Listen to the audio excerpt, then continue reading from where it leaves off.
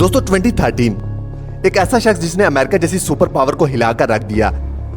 America के 10 लाख से ज्यादा टॉप सीक्रेट डॉक्यूमेंट्स को चुराकर इनको दुनिया के सामने खोल कर रख दिया। और तब से लेकर पिछले 12 सालों से ये अमेरिका का मोस्ट वांटेड क्रिमिनल है। लेकिन अमेरिकन गवर्नमेंट का इतना ज्यादा नुकसान करने के बावजूद भी आज दुनिया में इसको हीरो की नजर से देखा जाता है। लेकिन आखिर ऐसा क्यों है? दुनिया की टॉप सीक्रेट एजेंसी के डॉक्यूमेंट्स आखिर इसने कैसे चुराए और इनको लीक क्यों किया? और इस सब के बाद भी अमेरिकन गवर्नमेंट इसको पकड़ने में नाकाम क्यों है?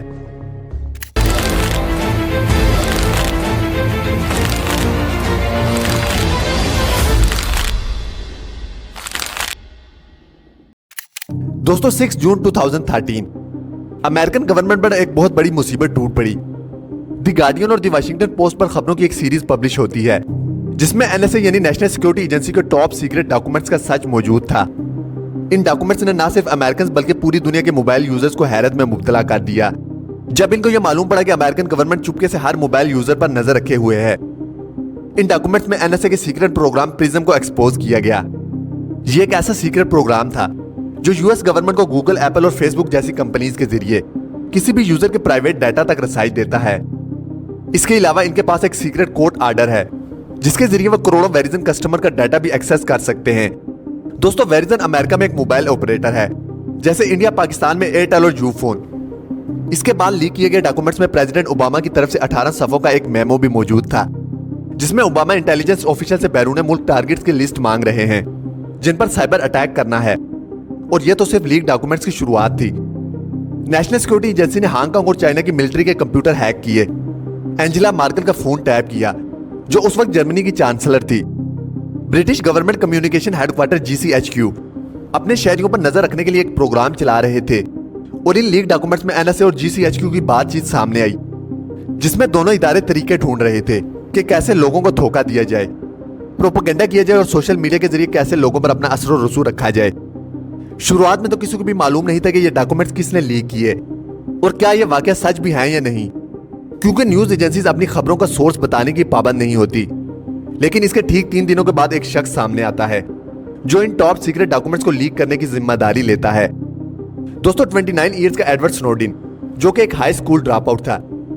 इसने अपने करियर की शुरुआत यूएस मिलिट्री से की, लेकिन 1 साल के बाद वहां से डिस्चार्ज होकर 2005 में मैरीलैंड यूनिवर्सिटी का सिक्योरिटी गार्ड लग गया। डेल के पास उस वक्त नेशनल सिक्योरिटी एजेंसीज के कंप्यूटर सिस्टम को अपग्रेड करने का कॉन्ट्रैक्ट था। इन्होंने एडवर्ड को भी इसी प्रोजेक्ट पर लगा दिया जहां पहले इसका रोल सुपरवाइजर का था, लेकिन बाद में वो साइबर स्ट्रेटेजिस्ट बन गया। अभी तक तो एडवर्ड स्नोडेन CIA और NSA के लिए हीरो की मानद था, लेकिन बाद में आखिर ऐसा क्या हुआ जो एडवर्ड को गद्दार डिक्लेयर कर दिया गया? दोस्तों एडवर्ड का साइबर स्ट्रेटेजिस्ट से गद्दार बनने के पीछे एक दिलचस्प वाकया हुआ था। NSA के कंप्यूटर्स ऑपरेट और अपग्रेड करने के दौरान एडवर्ड को मालूम पड़ा कि नेशनल सिक्योरिटी एजेंसी के पास किसी भी मोबाइल यूजर्स का पर्सनल डाटा एक्सेस करने की पावर मौजूद है। इसने कुछ रिकॉर्ड्स भी देखे जो पहले इसको लगा कि शायद ये इंटरनेशनल क्रिमिनल्स का रिकॉर्ड है, लेकिन असल में ये क्रिमिनल्स नहीं बल्कि अमेरिका के आम शहरी थे। इसी दौरान अमेरिका की कांग्रेस में इंटेलिजेंस को लेकर एक बहस चल रही थी। रॉन वाइडन जो कि एक अमेरिकन पॉलिटिशियन है, इन्होंने भरी कांग्रेस में नेशनल सिक्योरिटी एजेंसी के डायरेक्टर जेम्स क्लिपर से एक सवाल किया कि क्या आपकी एजेंसी अमेरिकन का डाटा इकट्ठा करती है या नहीं। कांग्रेस का ये सेशन नेशनल टेलीविजन पर भी ब्रॉडकास्ट हुआ। जेम्स क्लिपर ने करोड़ों लोगों के सामने बोला कि नहीं, हमारा काम सिर्फ फॉरेन इंटेलिजेंस है। एडवर्ड स्नोडेन उस वक्त टेलीविजन पर अपने डायरेक्टर को साफ साफ झूठ बोलता देखकर हैरत में पड़ गया। इसको इतना गुस्सा आया कि 3 दिनों के बाद इसने डेल की जॉब छोड़ दी जहां से वो सालाना $2 लाख कमा रहा था।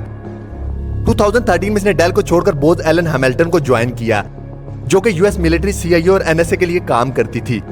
यहां पर भी इसको NSA के एक प्रोजेक्ट पर लगा दिया गया। नेशनल सिक्योरिटी एजेंसी का कहना है कि एडवर्ड ने हमारे सिस्टम से इतनी ज्यादा फाइल्स चुराई हैं कि इनका अंदाजा लगाना भी मुश्किल हो रहा है। लेकिन सवाल यह है कि एडवर्ड ने आखिर ऐसा क्या किया जो वो टॉप सीक्रेट एजेंसी की फाइल्स को कॉपी कर गया। हैरानी की बात तो यह है कि इस काम के लिए इसने किसी भी पेचीदा हैकिंग टूल्स का इस्तेमाल नहीं किया, बल्कि यह सारा काम एक छोटी सी USB ड्राइव से किया गया। लेकिन आखिर कैसे? क्योंकि नॉर्मल ऑफिस में डाटा चोरी हो जाने की वजह से USB ड्राइव्स पर पाबंदी होती है। दूसरा यह कि किसी भी कंपनी के सिस्टम में जहां कॉन्फिडेंशियल डाटा होता है वहां पर एम्प्लॉय के पास डाटा एक्सेस करने की अथॉरिटी नहीं होती। और यह तो फिर नेशनल सिक्योरिटी एजेंसी के कंप्यूटर्स थे जिनकी सिक्योरिटी का कोई तोड़ नहीं होता।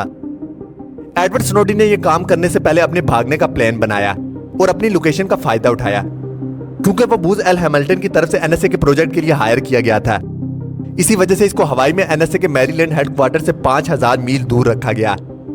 हवाई मैरीलैंड से 6 घंटे पीछे है, जिसका मतलब यह है कि एडवर्ड जब अपने हवाई ऑफिस में काम करता उस वक्त तक एनएसए के हेडक्वार्टर्स में सब चले जाते थे। दूसरा फायदा यह था कि इसको एनएसए हेडक्वार्टर्स के सर्वर्स तक 3 क्लाइंट सिस्टम के जरिए रसाई हासिल थी, जो कि असल में आउटडेटेड था। तीसरा फायदा यह कि एडवर्ड खुद वहां सिस्टम एडमिनिस्ट्रेटर था, यानी इसकी प्रोफाइल की हाई सिक्योरिटी क्लियरेंस थी, जिससे इसके पास ज्यादा राइट्स थे, यानी वो बिना नजरों में आए किसी भी सिस्टम का डाटा कॉपी कर सकता था। इसी चीज का फायदा एडवर्ड स्नोडेन ने उठाया और बिना नोटिस हुए 5000 मील दूर से 20 लाख से ज्यादा फाइल्स कॉपी कर ली। हवाई ऑफिस में सिर्फ 4 हफ्ते काम करने के बाद एडवर्ड स्नोडेन ने एनएसए के करतूत दुनिया के सामने लाने का फैसला किया। इसने तमाम डॉक्यूमेंट्स को यूएसबी ड्राइव में कॉपी किया। बड़ी चालाकी से वो सिक्योरिटी गार्ड से छुपकर बाहर निकला और बीमारी का बहाना बनाकर छुट्टी कर ली। इसने अपना नंबर ऑफ किया और सीधा हवाई से हांगकांग चला गया। लेकिन जब अगले कई दिनों तक वो वापस नहीं आया और ना ही इसका नंबर लग रहा था, तो एनएसए को शक हुआ और वो इसको ढूंढने में लग गए। हांगकांग पहुंचकर वो कुछ भरोसे वाले जर्नलिस्ट से मिला, इनको डॉक्यूमेंट्स दिए और फिर वही डॉक्यूमेंट्स अगले दिन दुनिया की हेडलाइंस बन गए। एडवर्ड स्नोडेन के लीक किए गए डॉक्यूमेंट्स ने दुनिया भर में एनएसए की सीक्रेट पावर्स पर सवाल खड़ा कर दिया। एडवर्ड पर सरकारी प्रॉपर्टी की चोरी, नेशनल सिक्योरिटी के सिस्टम में बगैर इजाजत घुसने और टॉप सीक्रेट इंफॉर्मेशन को लोगों तक पहुंचाने का इल्जाम आयद है। साथ ही अमेरिकन गवर्नमेंट ने हांगकांग से मुतालबा किया कि एडवर्ड को हमारे हवाले किया जाए, लेकिन वो भी अपना हर कदम पहले ही प्लान करके बैठा था।